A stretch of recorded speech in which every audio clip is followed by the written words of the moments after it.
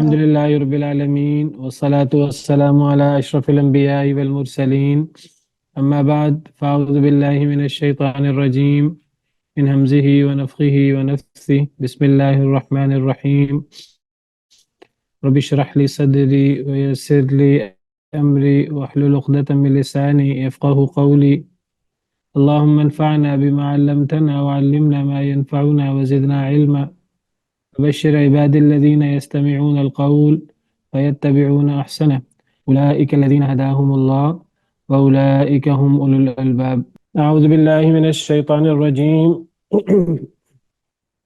بسم الله الرحمن الرحيم وإذ استسقى موسى لقومه فقلنا اضرب بعصاك الحجر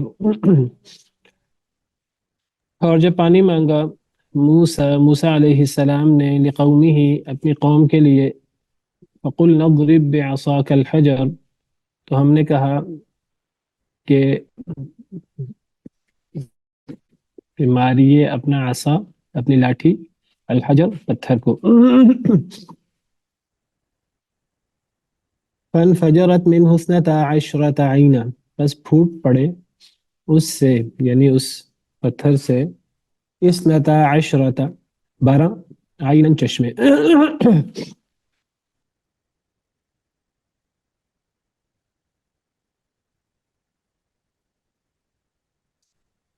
حضرت موسیٰ علیہ السلام کی قوم جنہیں ہم یہود بھی کہتے ہیں اور حضرت عیسیٰ علیہ السلام کی قوم جنہیں ہم عیسائی کہتے ہیں کرسچن، ان کو ہم بنی اسرائیل بھی کہتے ہیں، دونوں کو اہل کتاب یا بنی اسرائیل تو بنی اسرائیل یہ اصل میں اس کا مطلب ہے اسرائیل کے بیٹے، اور اسرائیل سے مراد کون ہے؟ یعقوب علیہ السلام۔ سیدنا یعقوب علیہ السلام۔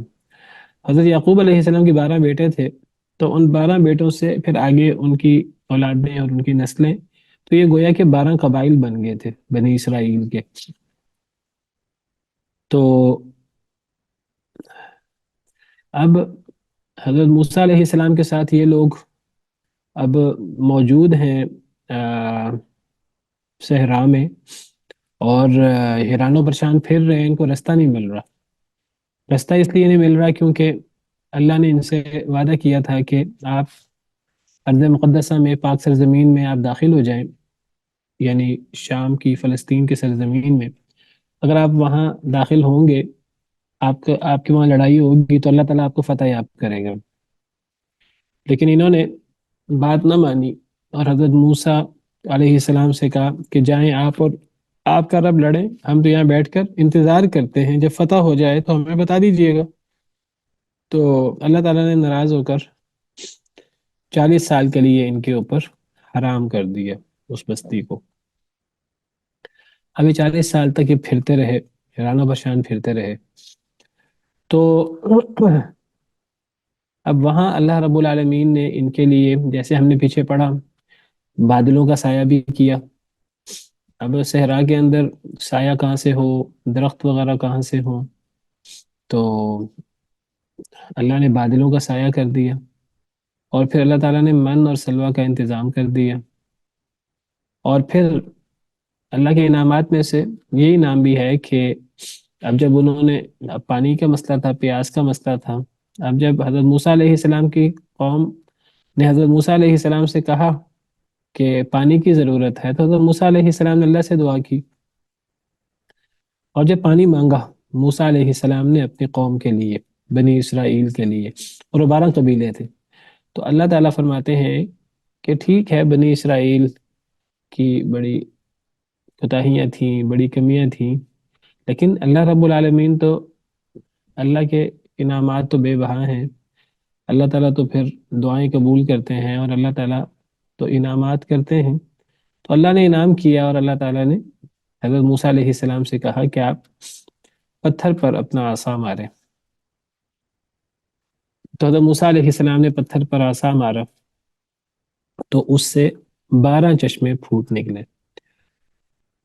اب 12 قبیلے تھے اور 12 چشمے، قد علم كل اناس مشربهم، تحقیق جان لیا ہر شخص نے، ہر انسان نے، مشربہم اپنی پینے کی جگہ ہر قبیلے کو پتہ ہے کہ میرے پینے کی جگہ یہ ہے، میرا چشمہ یہ ہے. کلو واشربو من رزق اللہ، کھاؤ اور پیو اللہ کے رزق سے. ولا تعثوا فی الارض مفسدین، اور نہ پھرو زمین میں فساد کرتے ہوئے.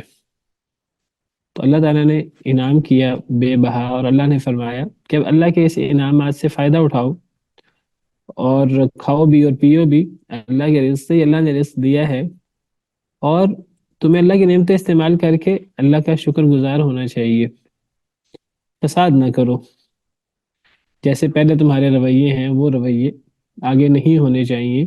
اللہ کے تم پر یہ بے انتہائی انعامات ہیں، تو تمہیں اللہ کے انعامات کے جواب میں اللہ رب العالمین کی اطاعت کرنی چاہیے، اپنے نبی کی اطاعت کرنی چاہیے، اور تمہیں زمین میں فساد نہیں کرنا چاہیے. کیونکہ جب انسان اللہ کی نعمتیں استعمال کرتا ہے، اور ساری نعمتیں اللہ کی ہیں، بہت بڑا دھوکہ ہے انسان کا کہ یہ چیز میں نے اپنے زور بازو سے حاصل کی، یہ چیز میں نے اپنی صلاحیت سے حاصل کی، یہ چیز میں نے اپنی محنت سے، اپنے علم سے حاصل کی. ہر چیز اللہ کی نعمت سے ملتی ہے. انسان خود بخود پیدا نہیں ہوا، اللہ نے پیدا کیا ہے اور اللہ نے انسان بنایا ہے. اور سارے اعضاء، ساری صلاحیتیں وہ بھی اللہ نے دی. مال و دولت بھی اللہ نے دیا، کوئی اقتدار ہے وہ بھی اللہ نے دیا، مال بھی اللہ کا ہے، دنیا کی ہر نعمت بھی اللہ کی ہے. بلکہ انسان جو کچھ کرتا ہے اللہ کا حکم ہو تو انسان کر سکتا ہے، ورنہ کر بھی نہیں سکتا.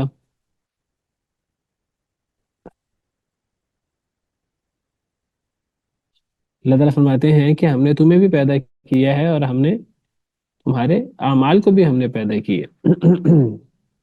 واللہ خلقکم وما تعملون، اللہ نے تمہیں بھی پیدا کیا ہے اور تمہارے اعمال، تمہاری صلاحیتیں، انسان جو بھی کرتا ہے تو وہ بھی اللہ کی مرہون منت ہے. تو جب یہ ساری اللہ کی نعمتیں ہیں تو اللہ تعالیٰ کہتے ہیں کہ مجھ سے نعمتیں مانگو، میں نعمتیں دوں گا، فرما بردار کو بھی دوں گا، نافرمان کو بھی دوں گا. لیکن جو بندہ اللہ کی نعمتیں استعمال کرے تو اس کی ذمہ داری بنتی ہے، اس کا فرض بنتا ہے کہ وہ اللہ کی نعمتوں کا شکریہ ادا کرے. اللہ کی نعمتوں کا شکریہ زبان سے بھی ادا ہوتا ہے، جیسے بات کئی دفعہ ہوئی ہے، اور وہ عمل سے بھی ہوتا ہے. انسان زبان سے بھی اللہ کا شکر ادا کرے کہ یہ نعمت مجھے اللہ رب العالمین نے دی ہے، میرا کوئی ذاتی کمال نہیں ہے، اگر اللہ نہ دیتے تو میں یہ نعمت حاصل نہ کر سکتا. تو انسان الحمدللہ کہے، اللہ کا ذکر کرے، اللہ کا شکر کرے. اور پھر یہ تو زبان سے اللہ کا ذکر ہے، پھر انسان جو ہے وہ عمل سے اللہ کا شکر کرے. اور عمل سے اللہ کا شکر یہ ہے کہ انسان اللہ رب العالمین کے احکامات کے مطابق زندگی گزارے، دین اسلام کو قبول کرے، اللہ کی طرف سے آنے والے نبیوں وحی اس کے سامنے سر جھکائے. تو اللہ نے فرمایا کہ کھاؤ اور پیو اللہ کے رزق سے، اللہ نے انعام کیا ہے، اور پھر زمین میں فساد نہ کرو. کیونکہ جو بندہ بھی زمین میں فساد کرے گا، زمین میں فساد کرنے سے مراد کیا ہے؟ سورہ بقرہ کے شروع میں ہم نے پڑھا تھا، فساد سے مراد صرف کوئی ایسا عمل نہیں ہے جس سے چوری ڈاکہ یا جس سے کسی دوسرے پر انسان زیادتی کرتا ہے. اللہ کی نافرمانی، کفر و شرک، یہ بھی فساد ہے، اور اس سے زمین کے اندر بے برکتی پیدا ہوتی ہے. اور جب انسان گناہ کرتا ہے تو پھر آفات آتی ہیں جس کا سامنا انسانوں کو بھی کرنا پڑتا ہے، جانوروں کو بھی، دیگر مخلوقات کو بھی کرنا پڑتا ہے. ظہر الفساد فی البر والبحر بما کسبت ایدی الناس.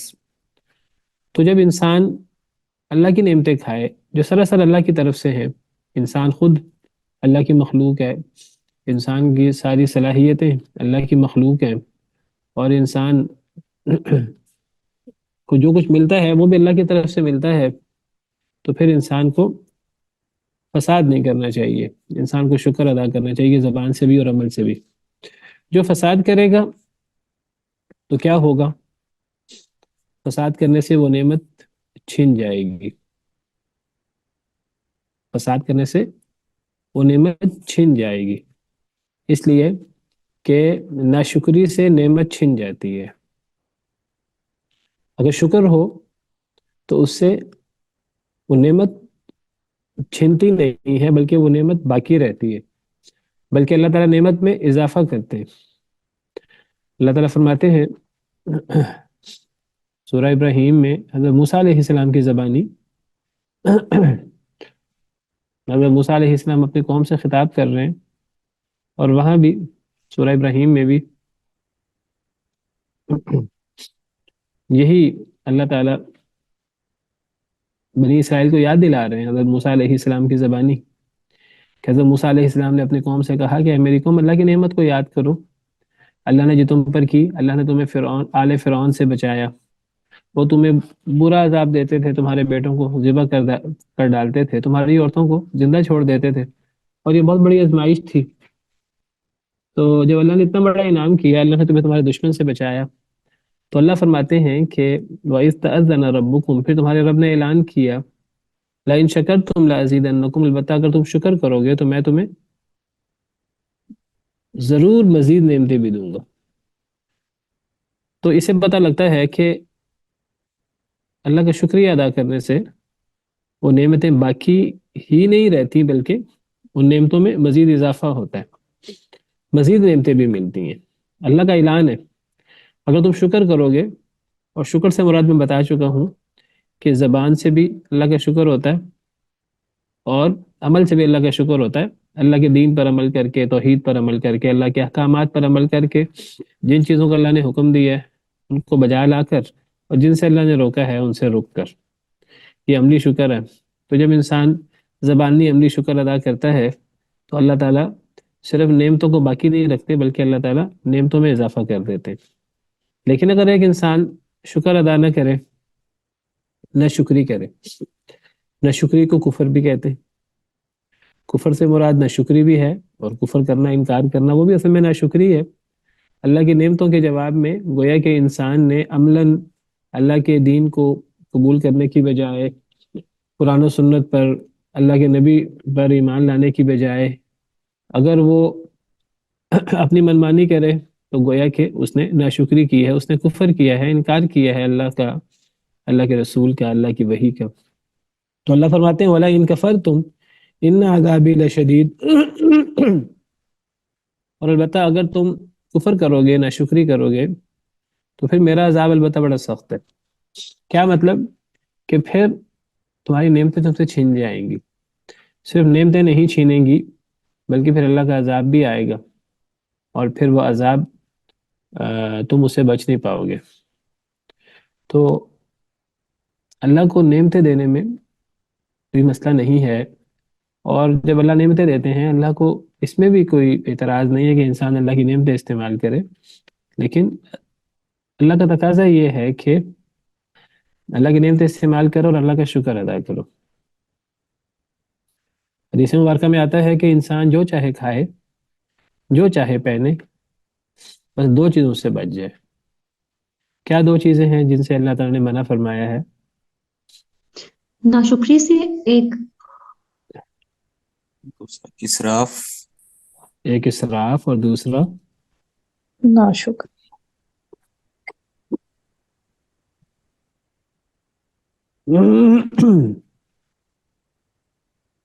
کفر سے،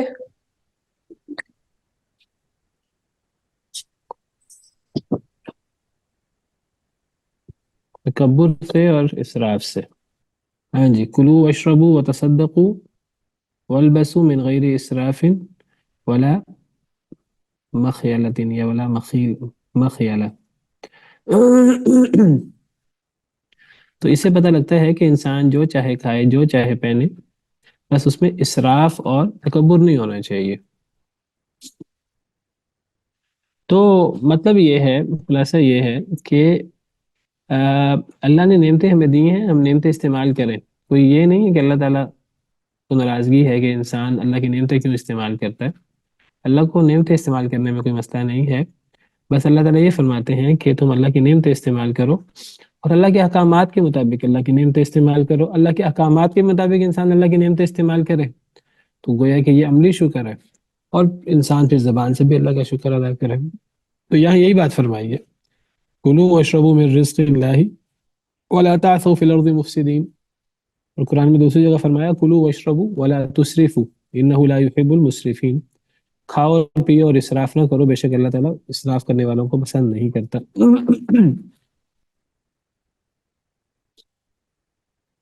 اب آپ دیکھیں اللہ کی قدرت کہ عصا ایک ہی ہے. یہ وہی عصا ہے کہ جس عصا کو حضرت موسیٰ علیہ السلام اللہ کے حکم سے زمین میں پھینکتے ہیں پہلی وحی میں, تو وہ کیا بن جاتا ہے؟ سر اژدہا. سانپ. سانپ بن جاتا ہے. پہلی مرتبہ وہ سانپ بنتا ہے فرعون کے دربار میں بھی. جادوگر جب جادوگروں سے مقابلہ ہوتا ہے تو اس وقت حضرت موسیٰ علیہ السلام وہ عصا پھینکتے ہیں. اب وہ والا سانپ نہیں بنتا جو پہلی وحی میں یا پہلی دفعہ فرعون کے دربار میں بنا تھا جب جادوگر نہیں تھے. جادوگروں کے سامنے جب حضرت موسیٰ علیہ السلام جب دیکھتے ہیں, فرعون نے حضرت موسیٰ سے کہا کہ آپ تو جادو کر رہے ہیں. حضرت موسیٰ نے کہا جادو نہیں ہے, یہ تو اللہ کی طرف سے یہ معجزہ ہے. فرعون نے کہا نہیں یہ جادو ہے, میں جادوگر لاؤں گا اور تمہارا مقابلہ کروں گا. ایک دن مقرر ہو گیا تو وہ سب جادوگر جب اکٹھے کیے گئے تو اب ان جادوگروں نے بھی اپنا کرتب دکھایا, اپنا جادو دکھایا, اپنی شعبدہ بازی دکھائی. اب جب انہوں نے اپنا کرتب اپنی شعبدہ بازی دکھائی, حضرت موسیٰ علیہ السلام کو اللہ کی طرف سے اطمینان تھا کہ اللہ مدد کریں گے. لیکن جب جادوگروں نے کہا کہ پہلے ہم اپنی کاروائی ڈالیں, ہم کریں یا آپ اپنا دکھاتے ہیں, جس کو آپ معجزہ کہتے ہیں. حضرت موسیٰ علیہ السلام کو اعتماد تھا اللہ رب العالمین کی قدرت پر, اللہ کے وعدوں پر. تو انہوں نے کہا کہ پہلے آپ نے جو شعبدہ بازی کرنی ہے وہ کریں. آپ کو پتہ جادوگروں نے کیا شعبدہ بازی کی, کیا کیا جادوگروں نے؟ سر انہوں نے نظروں پر جادو کر دیا تھا, جس کی وجہ سے جو رسیاں تھیں ان کی جنہوں نے ڈالی وہ ایسے نظر آ رہی تھی جیسے کہ سانپ ہو. رسیاں ڈالی تھیں کہ کچھ اور بھی ڈالا تھا؟ میرے ذہن میں یہ رسیاں ہی ہیں. کیا کیا ڈالا تھا جادوگروں نے؟ جی سر ہمیں رسموں کا ہی علم ہے ابھی تک. کوئی اور رسیاں بھی؟ بھی یاد ہے. ان کے پاس لاٹھیاں نہیں تھیں جادوگروں کے پاس؟ جی جی سر تھی, وہ بھی ڈالی تھی انہوں نے. ہاں تو بات اہم ہے نا, یعنی جی جی. انہوں نے بھی عصا ڈالے, اپنے لاٹھیاں ڈالی اور رسیاں ڈالی. فَأَلْقَوْا حِبَالَهُمْ وَعِصِيَّهُمْ. جادوگروں کے بارے میں ہے, قَالَ لَهُمْ مُوسَىٰ أَلْقُوا مَا أَنْتُمْ مُلْقُونَ. حضرت موسیٰ نے کہا تم ڈالو جو تم نے ڈالنا ہے. فَأَلْقَوْا, تو انہوں نے ڈالا, حِبَالَهُمْ, اپنی رسیاں, وَعِصِيَّهُمْ, اور اپنی لاٹھیاں. عصی جمع ہے عصا کی. انہوں نے اپنے رسیاں ڈالی اور اپنے عصا ڈالے, اور انہوں نے کہا فرعون کی عزت کی قسم کہ بے شک ہم البتہ ضرور غالب آئیں گے. لاٹھی سے مراد سٹک, جس طرح موسیٰ علیہ السلام کے ہاتھ میں لاٹھی تھی, عصا تھا, سٹک تھی, تو پہلی وحی میں اللہ نے فرمایا زمین پر ڈالو, تو انہوں نے زمین پر ڈالا تو وہ سانپ بن گیا. اور پھر یہی معجزہ حضرت موسیٰ علیہ السلام نے پہلی دفعہ جب فرعون کے دربار میں گئے, تو جب فرعون نے انکار کیا تو حضرت موسیٰ علیہ السلام نے کہا میں تمہیں اگر نشانی دکھاؤں پھر بھی نہیں مانو گے. فرعون نے کہا نشانی دکھائیں. حضرت موسیٰ علیہ السلام نے عصا ڈالا اپنا تو وہ سانپ بن گیا.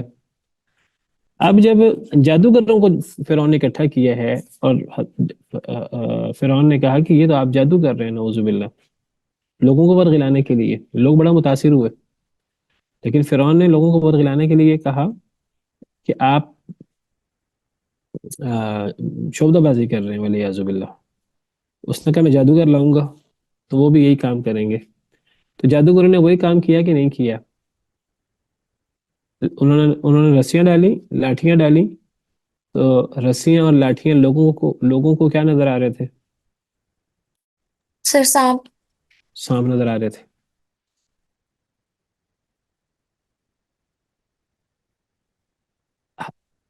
اب حضرت موسیٰ علیہ السلام پریشان ہو گئے. حضرت موسیٰ علیہ السلام پریشان ہو گئے یا نہیں ہے؟ دوسری آیت میں ہے، یہ تو سورہ شعراء ہے. سورہ طٰہٰ میں اور سورہ زاریات میں. سورہ طٰہٰ میں اللہ فرماتے ہیں کہ حضرت موسیٰ انہوں نے حضرت موسیٰ سے کہا، موسیٰ پہلے آپ ڈالتے ہیں یا ہم پہلے ڈالیں؟ حضرت موسیٰ نے کہا تم ڈالو. تو اچانک ان کی لاٹھیاں اور ان کی رسیاں، ان کے جادو کی وجہ سے حضرت موسیٰ کو خیال آ رہا تھا کہ وہ حرکت کر رہی ہیں. یعنی حضرت موسیٰ کو لگا جیسے وہ جو انہوں نے رسیاں اور لاٹھیاں ڈالی ہیں تو وہ سانپ بن گئی ہیں. اب حضرت موسیٰ علیہ السلام کو خوف محسوس ہوا. فَأَوْجَسَ فِي نَفْسِهِ خِيفَةً مُوسَىٰ. اب حضرت موسیٰ علیہ السلام کو خوف کیوں محسوس ہوا؟ جی.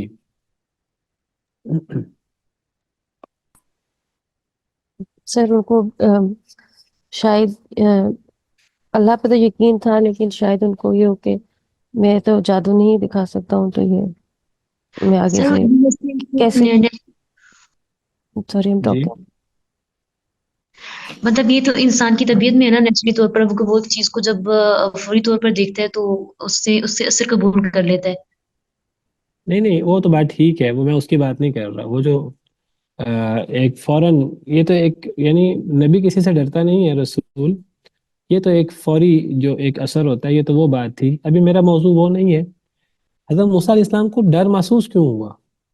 حضرت موسیٰ علیہ السلام ڈالتے اپنا عصا، اور حضرت موسیٰ علیہ السلام کو کیوں ڈر محسوس ہوا؟ کیا وجہ تھی حضرت موسیٰ علیہ السلام ایک دفعہ خوف زدہ ہو گئے؟ کیا انہوں نے ایسی چیز دیکھی جس سے وہ خوف زدہ ہوئے؟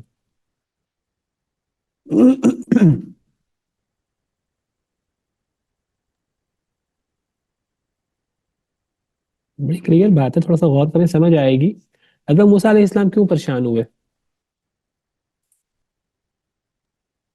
سر انہیں شاید یہ لگا کہ اب میری طرف سے مطلب یہ کہ ان کو پورا یقین اللہ پہ تو یقین تھا، لیکن یہ نہیں تھا کہ اب میری طرف سے مطلب میں کیا کر سکتا ہوں، مطلب اپنے لیے اپنے پاس تو ان کے کچھ بھی نہیں تھا نا.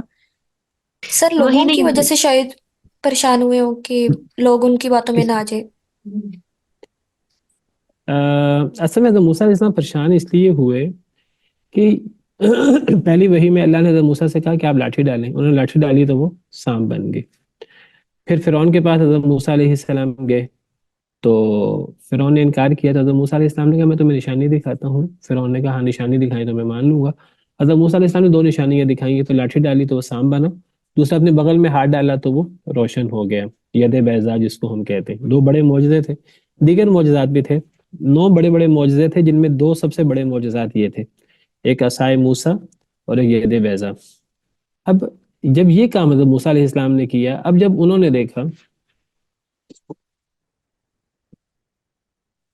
جی جب انہوں نے دیکھا اب جب فرعون نے دیکھا کہ حضرت موسیٰ علیہ السلام نے تو بڑی نشانی دکھائی ہے، یہ دربار والے کا ایمان نہ لے آئیں، تو فوراً کہنے لگا یہ تو جادو ہے. اور پھر کہنے لگا میں جادوگر لاؤں گا پورے اپنے مصر سے، تو وہ تمہارا مقابلہ کریں گے.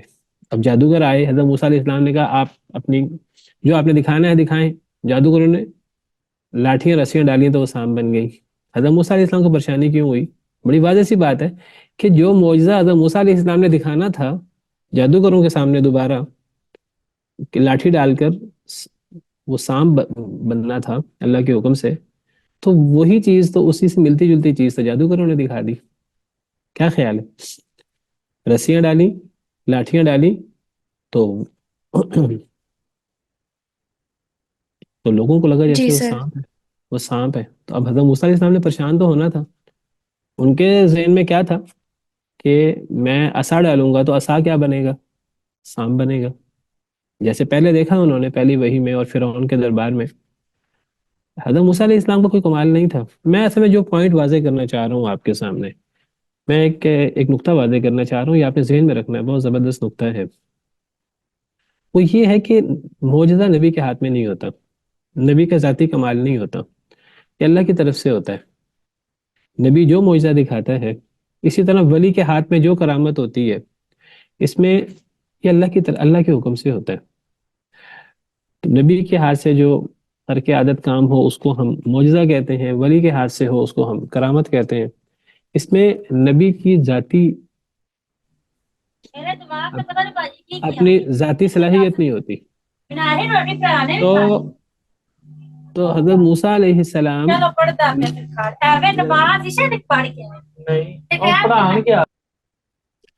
تو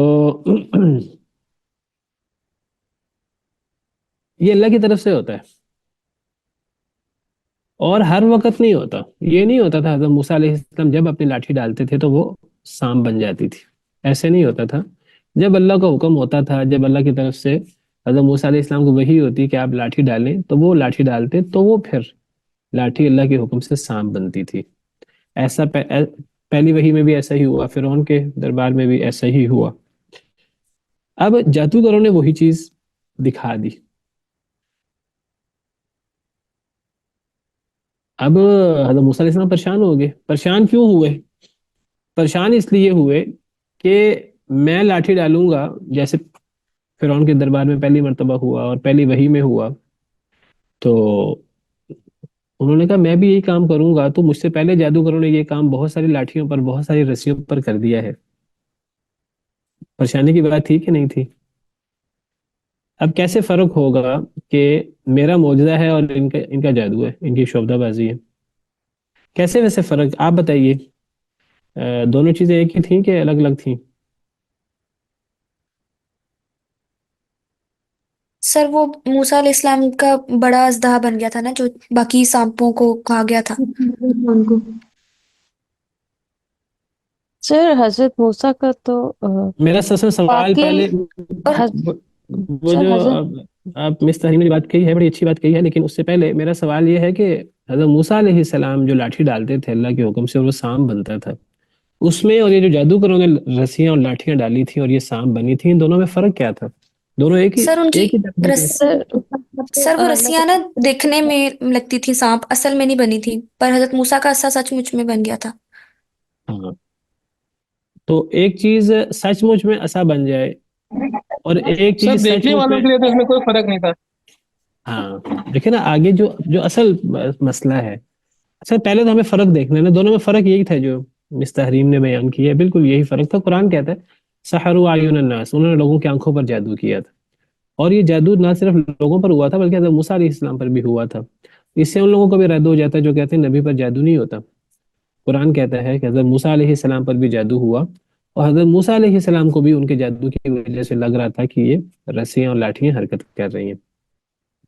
پہلے تو یہ سمجھیے کہ دونوں چیزوں میں فرق یہ تھا کہ حضرت موسیٰ علیہ السلام جو لاٹھی ڈالتے تھے وہ سانپ بنتا تھا، تو وہ معجزہ تھا اللہ کا، وہ اصل حقیقت چینج ہو جاتی تھی، وہ کوئی شعبدہ بازی، کوئی دھوکہ، کوئی آنکھوں کی صفائی، کوئی ہاتھ کی صفائی نہیں تھی، وہ حقیقت میں لاٹھی سانپ بن جایا کرتی تھی۔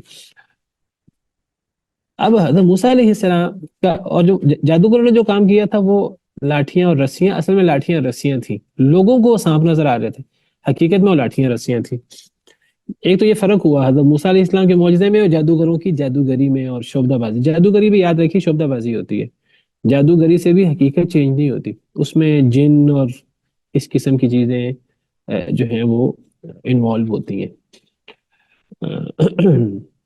شیطان مدد کرتا ہے جادوگر کی، جن مدد کرتے ہیں، وہ ہم ان کو دیکھتے نہیں ہیں، وہ کوئی ایسی شکل بھی اختیار کر سکتے ہیں دوسری، تو اس کی وجہ سے لوگ جو ہے نا دھوکے کا شکار ہو جاتے ہیں، شعبدہ بازی کا شکار ہو جاتے ہیں۔ اور جو کچھ ہوتا ہے یہ اللہ کے حکم سے ہوتا ہے، جادوگری میں بھی اپنی مرضی سے کچھ نہیں ہوتا، بہرحال وہ شعبدہ بازی ہے، حضرت موسیٰ علیہ السلام کا معجزہ تھا۔ لیکن بنیادی سوال وہ ہے جو سمر صاحب نے کہا، پہلی بات تو فرق ہو گیا، حضرت موسیٰ علیہ السلام والا وہ معجزہ تھا اور جو جادوگروں نے کیا تھا وہ معجزہ نہیں تھا، وہ اصل میں شعبدہ بازی تھی، لوگوں کی آنکھوں پر جادو تھا۔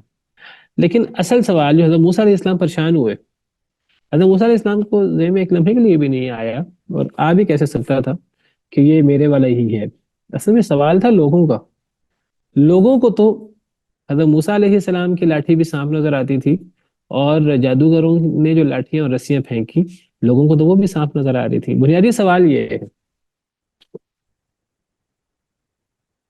اس کا حل کیسے کیا اللہ تعالیٰ نے؟ اس کا لوگوں کے سامنے یہ مسئلہ کیسے حل ہوا؟ یہ فرق کیسے ہوا؟ لوگوں کو سر تو وہ سانپ. جی جی سر وہ حضرت موسیٰ علیہ السلام کا کیا جو عصا اژدہا بنا تھا تو اس نے تو باقی سب کو نگل لیا تھا نا، ایک تو یہ بھی صورت تھی. نگل لینے سے کیا ثابت ہوا؟ یہ ثابت ہوا کہ حضرت موسیٰ کا معجزہ ہے، ان کا جادوگری ہے. یہ کیسے ثابت ہوا؟ سر جادوگروں نے خود ایکسیپٹ کر لیا تھا کہ یہ کوئی اور چیز ہے، مطلب وہ امپریس ہو گئے تھے. اگر وہ بھی ویسی ٹیکنیک ہوتی تو وہ امپریس نہ ہوتے، شاید اس سے پتہ چلا. اچھا ویسے آپ لوگ سمجھتے ہیں کہ پہلی دفعہ جو حضرت موسیٰ علیہ السلام نے فرعون کے دربار میں لاٹھی ڈالی تھی وہ اژدہا بنا تھا کہ وہ سانپ بنا تھا؟ اور یہ جو جادوگروں کے سامنے عصا ڈالا تھا ان دونوں میں کوئی فرق تھا کہ نہیں؟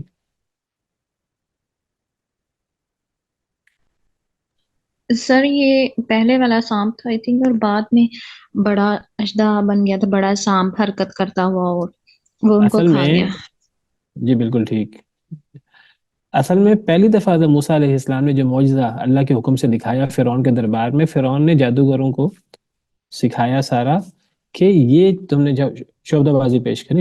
جادوگروں نے کہا ہم یہ شعبدہ بازی دکھا دیں گے، ہم تو یعنی لوگوں کی آنکھوں پر جادو کر سکتے ہیں، ہم ان کو شعبدہ بازی کے ذریعے لاٹھیاں اور رسیاں سانپ دکھا دیں گے. انہوں نے ایک لاٹھی ڈالی ہے، ہم بہت ساری لاٹھیاں اور رسیاں، کہتے ہیں اللہ کو بہتر پتا ہے، کہتے ہیں ہزاروں کی تعداد میں جادوگر تھے، بہت زیادہ تعداد تھی ان کی، بعض نے تو 70,000 بھی لکھا ہے، اللہ کو بہتر پتا ہے. انہوں نے اتنی زیادہ لاٹھیاں اور رسیاں دکھا دی. تو اصل میں ان کو جب پتہ لگا جادوگروں کو، جب ان کو ہدایات دی گئی فرعون اور فرعون کے ہرکاروں کی طرف سے کہ حضرت موسیٰ علیہ السلام نے یہ جادو کیا تھا، استغفر اللہ، یہ معجزہ پیش کیا تھا، تو آپ نے یہ دکھانا ہے. جادوگروں نے وہ دکھا دیا، انہوں نے شعبدہ بازی کر کے دکھا دیا. تو اب حضرت موسیٰ علیہ السلام پریشان ہو گئے. پریشان اس لیے ہوئے ان کو یہ تو پتہ تھا کہ جادوگروں نے حقیقت یہ لاٹھیاں اور رسیاں حقیقت میں تو چینج نہیں ہوتی، اور حضرت موسیٰ علیہ السلام کا معجزہ تھا، ان کو پتہ تھا جادوگر معجزہ تو پیش نہیں کر سکتے، ان کی تو کوئی شعبدہ بازی ہی ہے. پریشان اس لیے ہوئے کہ لوگوں کو اب لوگوں کو میں کیسے سمجھاؤں. تو ایک تو وہ جو حضرت موسیٰ علیہ السلام نے عصا پھینکا تھا نا اس مرتبہ، تو وہ اژدہا بنا، بڑا اژدہا بنا. یہ فرق ہے اس کا پچھلے واقعات سے. پچھلے واقعات میں اگر وہ اژدہا بنتا تو پھر جادوگر بھی وہ جو لاٹھیوں اور رسیوں سے شعبدہ بازی دکھاتے وہ بھی اژدہا بنا کر دکھاتے. سمجھ آ رہی کہ نہیں آ رہی میری بات؟ جی سر. کیونکہ فرعون نے انہیں ہدایات یہی دی کہ آپ نے موسیٰ علیہ السلام والے جو انہوں نے معجزہ دکھایا نا، آپ نے اس کا توڑ کرنا ہے. اگر وہ بھی بڑا اژدہا پہلی مرتبہ بنا ہوتا تو جادوگر بڑا اژدہا بنا کے دکھاتے لاٹھیوں اور رسیوں سے شعبدہ بازی کر کے. تو اس دفعہ اب حضرت موسیٰ علیہ السلام پریشان ہوئے کہ ان کو پتہ تو تھا اللہ تعالیٰ نے مدد کا وعدہ کیا اور مدد ہوگی، غلبہ اللہ کا ہی ہوگا، اور میں اللہ کا نبی ہوں، غلبہ میرا ہی ہوگا، لیکن کیسے؟ تو ایک دفعہ پریشان ہوئے، اور یہ فطری پریشانی تھی وقتی. اللہ نے فرمایا لا تخف، آپ ڈرے نہیں، آپ ہی غالب ہوں گے. اب اللہ نے فرمایا کہ آپ اپنا عصا ڈالیں. اب عصا اژدہا بنا ہے، بڑا اژدہا بنا ہے. یہ اصل میں جو بات آپ کو سمجھانا چاہ رہا ہوں کہ چلیں پہلی مرتبہ وہ لاٹھی چھوٹا سانپ بنا تھا، اب وہ اژدہا بنا. جب حضرت موسیٰ علیہ السلام اپنی قوم کو لے کر نکلے ہیں، پیچھے فرعون لگا ہے، کہتے ہیں 6 لاکھ بنی اسرائیل تھے، اور پیچھے فرعون لگ گیا اپنے لاؤ لشکر کو لے کر، آگے سمندر آ گیا، دریا آ گیا. تو اب بنی اسرائیل پریشان ہو گئے کہ آگے بھی دریا ہے، سمندر ہے، اور پیچھے بھی دشمن ہے. انہوں نے کہا حضرت موسیٰ سے کہ آپ اللہ سے دعا کریں. حضرت موسیٰ علیہ السلام نے کہا کہ تمہیں گھبرانے کی ضرورت نہیں، اللہ ہمارے ساتھ، اللہ کو کوئی حل دکھائیں گے. کیا ہوا تھا؟ اللہ نے کیسے بچایا؟ سر راستہ بن گیا تھا سمندر میں سے. کیسے بنا تھا؟ تب بھی سر عصا ہی دونوں مارا. یہ ایسا ہی مارا تھا انہوں نے. اللہ نے عصا حضرت موسیٰ کو وحی کی اپنا عصا مارے. فَأَوْحَيْنَا إِلَى مُوسَىٰ أَنِ اضْرِب بِعَصَاكَ الْبَحْرَ فانفلق فكان كل فرق كالطود العظيم. ہم نے وہی کیا حضرت موسیٰ کو کہ اپنا عصا مارے سمندر پر. انہوں نے عصا مارا تو سمندر میں رستہ بن گیا. یہ بھی عصا سے ہی ہوا ہے. اور یہاں لوگوں نے پانی مانگا, اللہ نے کیا فرمایا؟ اللہ نے فرمایا اپنا عصا مارے پتھر پر. حضرت موسیٰ نے عصا مارا.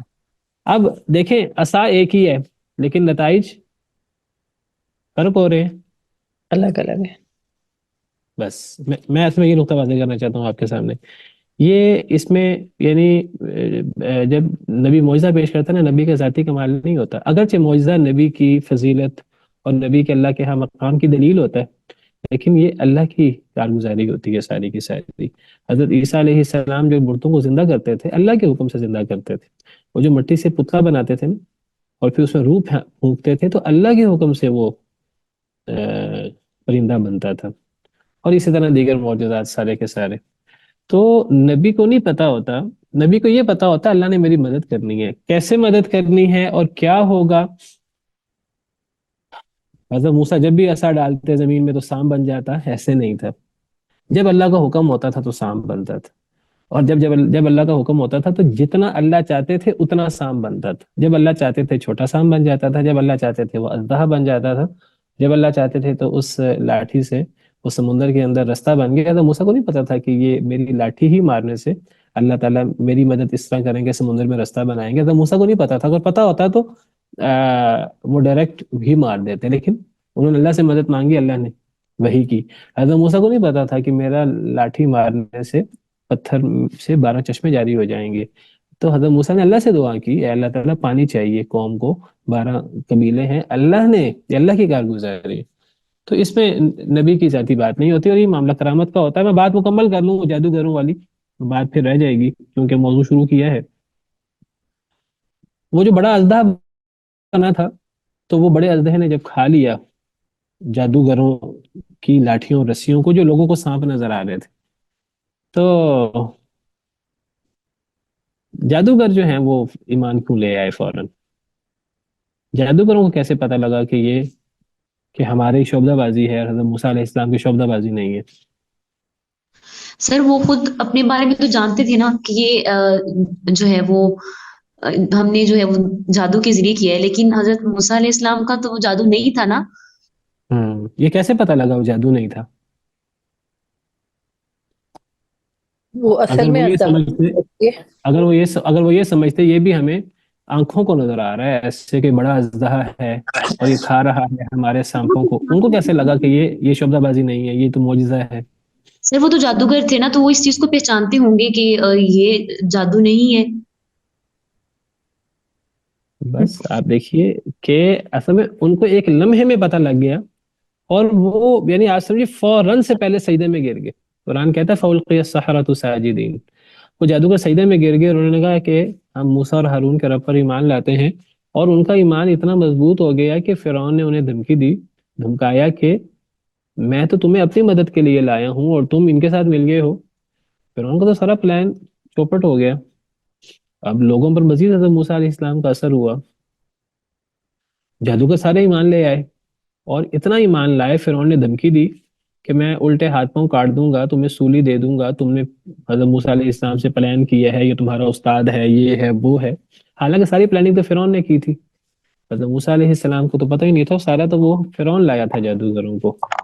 تو لیکن جادوگر اتنا مضبوط ایمان لائے کہ فرعون کی ساری دھمکیوں کے باوجود وہ اپنے ایمان سے مرتد نہیں ہوئے, واپس پلٹے نہیں, اور فرعون نے ان کو قتل کر دیا بڑے برے طریقے سے. سیدنا ابن عباس رضی اللہ تعالیٰ عنہ فرماتے ہیں کہ صبح وہ جادوگر تھے, کافر تھے, اور شام کو وہ مسلمان تھے اور شہید تھے اور اللہ کے جنتوں کے حقدار بنے. تو کیا ایسی چیز جادوگروں نے دیکھ لی کہ ان کو فوراً ایمان لے آئے, اور اتنا سخت ایمان لائے, اتنا مضبوط کہ پھر کوئی دھمکی فرعون کی اور کوئی چال فرعون کی کارگر نہ ہوئی. اصل میں حضرت موسیٰ علیہ السلام نے جو عصا پھینکا تھا ایک تو وہ بڑا اژدہا بنا, وہ عام سانپ نہیں بنا. محسوس یہ ہوتا ہے, واللہ عالم, اللہ بہتر جانتے ہیں, کہ حضرت موسیٰ کے لاٹھی پھینکنے سے وہ جو نہ صرف یہ کہ وہ لاٹھی اژدہا بنی تھی بلکہ جادوگروں کی لاٹھیاں اور رسیاں بھی سانپ بن گئی تھی حقیقی. اس لیے کہ اگر وہ لاٹھیاں اور رسیاں ہی تھیں تو اژدہا تو کبھی بھی لاٹھیوں اور رسیوں کو نہیں کھاتا. لاٹھیاں اور رسیوں کو کھائے، وہ لاٹھیاں اور رسیاں تو وہ نہیں کھاتا، وہ تو سانپ کو کھاتا ہے. چھوٹے بڑا اژدہا چھوٹے سانپوں کو کھاتا ہے. حضرت موسیٰ علیہ السلام کے عصا پھینکنے سے اصل میں جادوگروں کی وہ جو شعبدہ بازی تھی، وہ شعبدہ بازی نہیں رہی تھی، وہ اصل میں حقیقی سانپ بن گئے تھے. اور جس طرح بڑا اژدہا چھوٹے سانپوں کو کھا جاتا ہے، تو جادوگروں نے وہ بڑے اژدہے نے چھوٹے سانپوں کو کھا لیا. تو جادوگروں کو یعنی انہوں نے کہا کہ یہ ہماری شعبدہ بازی اور حضرت موسیٰ کے لاٹھی پھینکنے سے ہمارے جو لاٹھیاں اور رسیاں وہ بھی سانپ بن گئے. واللہ عالم.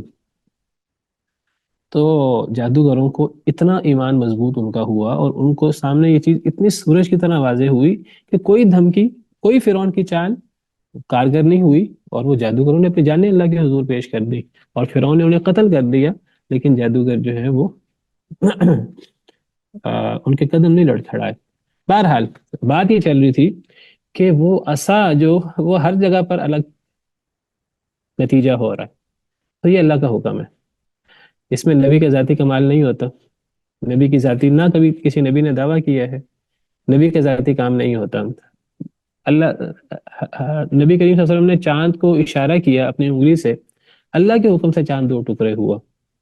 کئی لوگ اس کو نبی کریم صلی اللہ علیہ وسلم کی طاقت اور آپ کی پاور وغیرہ اس قسم کی بات کرتے ہیں. یہ ہمیں یعنی اس طرح کی بات کرنے سے بچنا چاہیے کہ نبی صلی اللہ علیہ وسلم کا ذاتی کمال نہیں تھا، کہ اللہ کی طرف سے ہوا تھا. جو اللہ سورج اور چاند کا رب ہے وہ اللہ نے کیا، اور اللہ تعالیٰ یہ کر کے دکھاتے ہیں لوگوں کو یہ بتانے کے لیے نبی کے ہاتھ پر یہ ہوتا ہے، اور کرتے اللہ تعالیٰ ہیں، اور مقصود لوگوں کو یہ بتانا ہوتا ہے کہ یہ میرا نمائندہ ہے، یہ اس کے پیچھے میرا ہاتھ ہے اور یہ میری نگرانی میں ہے، اور یہ جو بات کر رہا ہے تمہیں اس کی بات ماننی چاہیے. تو اس کے لیے اللہ تعالیٰ معجزہ دکھاتے ہیں، اور یہ ہر چیز اللہ کے حکم سے ہوتی ہے. چلیے نا یہ بات.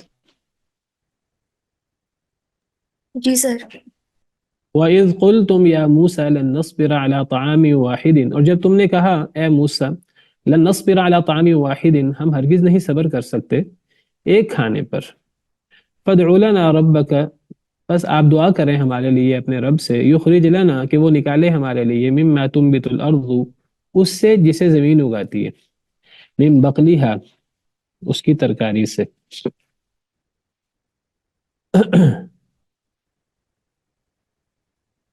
وقثائیہا، اصل میں بقل ہے سبزی، اور قصہ سے مراد ککڑی، اور یہ جو کھیرے جیسا ایک ترکاری ہوتی ہے، ایک سبزی ہوتی ہے جس کو ککڑی کہتے ہیں، یا اس کو ہم تر بھی کہتے ہیں. سنا ہوگا آپ نے. تھوڑی سی لمبی ہوتی، تھوڑی سی پتلی ہوتی ہے، کھیرے کی طرح کا ذائقہ ہوتا ہے. نہیں اور کھائی بھی ہے. جی میں نے کہا سنا بھی ہے اور کھائی بھی ہے. جی جی جی جی اس کو لوگ جو ہے مسالہ لگا کے کھاتے بھی ہیں کھیرے کی طرح، تر. وفومیہا، اور گیہوں، گندم یا گیہوں. وعدسیہا، اور دال. وبصلیہا، اور پیاز. ایک تو اللہ تعالیٰ نے اپنی عظیم نشانی بیان کی کہ اللہ تعالیٰ نے کس طرح بنی اسرائیل کے لیے 12 چشمے جاری کیے حضرت موسیٰ علیہ السلام کے عصا مارنے پر. اور پھر اللہ تعالیٰ فرما رہے ہیں کہ تم نے حضرت موسیٰ سے مطالبہ کیا کہ ہم ایک کھانا نہیں کھا سکتے. ایک کھانے سے مراد کون سا کھانا ہے؟ من اور سلوہ. من و سلوہ. انہوں نے کہا ہم ایک جیسا کھانا نہیں کھا سکتے، ہمیں تو مختلف قسم کے کھانے چاہیے. تو آپ اللہ سے دعا کریں اللہ تعالیٰ ہمارے لیے زمین جس کو اگاتی ہے اس سے اللہ تعالیٰ یہ مختلف چیزیں ہمارے لیے پیدا کریں، سبزیاں بھی ہوں، ککڑی بھی ہو، گیہوں بھی ہو، دال بھی ہو، پیاز بھی ہو، تو یہ مسالے دار چیزیں ہوں اس طرح کی. قال، حضرت موسیٰ علیہ السلام نے فرمایا اتستبدلون الذی هو ادنی بالذی هو خیر، کیا تم بدلنا چاہتے ہو اس چیز کو جو کمتر ہے اس سے جو بہتر ہے. حضرت موسیٰ علیہ السلام نے فرمایا کہ اللہ نے تمہیں زیادہ بہتر اور زیادہ زبردست خوراک دی ہوئی ہے، تم اللہ کی زیادہ بہتر خوراک کی ناقدری کر کے اس کو چھوڑ کر تم ہلکی چیز، کمتر چیز تم کھانا چاہتے ہو. جب انسان کی مت ماری جاتی ہے، جب عقل ماری جاتی ہے، تو پھر انسان جو ہے نا وہ اللہ کی جو نعمتیں ہیں، جو بڑی نعمتیں ہیں، انسان یہ نہیں دیکھتا مجھے بڑی نعمت کیا مل رہی ہے، انسان کہتا ہے مجھے فلاں چیز نہیں مل رہی، وہ حالانکہ بہت چھوٹی ہوتی ہے وہ اس بڑی چیز کے مقابلے میں، لیکن انسان کو وہ چھوٹی چیز زیادہ رنگ دار اور زیادہ مزیدار اور ذائقے دار نظر آتی ہے۔ تو حضرت موسیٰ علیہ السلام نے فرمایا کہ اللہ نے تمہیں زبردست قسم کا من اور سلوہ دیا ہے، جس کے اندر گوشت تھا، اور پرندے کا گوشت، اور من بہت زبردست چیز تھی، مفید اور مزیدار بھی، تو تم اس کو چھوڑ کر اللہ تعالیٰ سے چھوٹی چیزیں مانگ رہے ہو، ہلکی چیزیں مانگ رہے ہو۔ دیکھیں ہم میں سے بہت سارے لوگوں کے پاس اللہ کی بڑی نعمتیں ہوتی ہیں، کوئی چھوٹی نعمت نہیں ہوتی، اللہ نے ہمیں صحت جیسی نعمت دی ہوتی ہے، دیگر اللہ نے ہمیں نعمتیں دی ہوتی ہیں، کوئی چھوٹی نعمت ہمارے پاس ہمیں نہیں ہوتی، دوسرے کو دیکھتے ہیں اس کے پاس وہ چیز ہے تو ہمیں شکوہ پیدا ہو جاتا ہے اللہ تعالیٰ سے۔ تو ہمیں دیکھنا چاہیے اللہ نے ہمیں کتنی بڑی بڑی نعمتیں دی۔ تو حضرت موسیٰ علیہ السلام نے فرمایا کیا تم بدلنا چاہتے ہو اس چیز کو جو کم تر ہے اس سے جو بہتر ہے؟ بہرحال انہوں نے کہا ہاں، ہم ایک جیسا کھانا نہیں کھا سکتے۔ جیسے یہ بھی پتہ لگتا ہے کہ انسان کا مزاج کیسا ہے، انسان بہت نعمت بھی ہو، انسان ایک نعمت استعمال کر کے، ایک ہی نعمت استعمال کر کے انسان اکتا بھی جاتا ہے، لیکن اللہ کی عجیب قدرت ہے کہ جنت کے اندر انسان نعمتیں استعمال کرے گا، انسان جنت کے اندر کبھی اکتائے گا نہیں، کسی بھی نعمت کو استعمال کر کے کبھی نہیں اکتائے گا، اگرچہ وہاں نعمت بدل بدل کے آئے گی، نام وہی ہوگا، وہ چیز پہلے بھی کھائی ہوگی، لیکن ہر دفعہ نیا ذائقہ ہوگا، اور انسان کبھی بھی وہاں اکتائے گا نہیں۔ خالدین فیہا لا یبغون عنہا حولا، وہ جنت میں ہمیشہ ہمیشہ رہیں گے، کبھی جنت سے نکلنا نہیں چاہیں گے، کبھی اکتائیں گے نہیں وہاں، لیکن دنیا میں انسان بڑی سے بڑی نعمت سے بھی اکتا جاتا ہے۔ تو حضرت موسیٰ علیہ السلام نے فرمایا اہبطوا مصرا فإن لکم ما سألتم، تم اتر جاؤ شہر میں، بس بے شک تمہارے لیے وہ ہے جو تم نے سوال کیے۔ حضرت موسیٰ علیہ السلام نے کہا یہ ساتھ ایک ایک قصبہ ہے، ایک آبادی ہے، تو یہاں اتر جاؤ، یہاں تمہیں تمہاری مطلوبہ چیزیں مل جائیں گی۔ وضربت علیہم الذلۃ والمسکنہ، اور مار دی گئی ان کے اوپر ذلت اور مسکینی، وباءوا بغضب من اللہ، اور وہ لوٹے اللہ کے غصے کے ساتھ۔ یعنی اللہ تعالیٰ اپنے انعامات بتا رہے ہیں اور آگے سے ان کا رویہ بتا رہے ہیں کہ ان کا رویہ اللہ کی نعمتوں کی ناقدری کا تھا۔ ایک تو انہوں نے ظاہراً ناقدری کی، بڑی چیز کو چھوڑ کر چھوٹی چیز مانگی، یہ بھی ناقدری ہے، اور پھر وہ جو اللہ کی نافرمانی کرتے تھے، تو اللہ نے ان کو ذلت بھی طاری کی، مسکینی بھی طاری کی، اور اللہ غصے ہوئے ان پر، وہ اللہ کے غصے کے ساتھ لوٹے۔ ذالک بانہم کانوا یکفرون بآیات اللہ، یہ اس لیے تھا کہ وہ کفر کرتے تھے اللہ کی آیتوں کا، ویقتلون النبیین بغیر الحق، اور قتل کر دیتے تھے نبیوں کو ناحق، یہ ان کے بڑے بڑے جرم تھے، اللہ کی آیتوں کا انکار اور نبیوں کو قتل کرنا۔ نبیوں کو قتل کرنے سے بڑا جرم کیا ہو سکتا ہے؟ ناحق نبیوں کو تو کوئی بندہ بھی قتل کرے گا تو ناحق قتل کرے گا۔ حدیث میں آتا ہے کہ سب سے بدتر شخص وہ ہے جو نبی کو قتل کر دے یا نبی اسے قتل کر دے، تو یہ نبیوں کو قتل کر دیتے تھے کہ جی نبی ایسی بات کیوں کہتے ہیں جو ہمارے مزاج کے خلاف ہے، ہماری رائے کے خلاف ہے۔ اچھا دیکھیے یہاں نبیوں کے قتل سے پہلے اللہ نے ان کے جرم کیا بیان کیے، نبیوں کے قتل سے پہلے اللہ نے کیا جرم بیان کیے ان کا؟ اللہ کی آیات کا انکار۔ تو پتہ لگا اللہ کی آیتوں کا انکار چھوٹا جرم نہیں ہے، یہ بہت بڑا جرم ہے، یہ نبیوں کو قتل کرنے کے برابر جرم ہے۔ اللہ نے بلکہ اس کو تو اس سے بھی پہلے بیان کیا ہے۔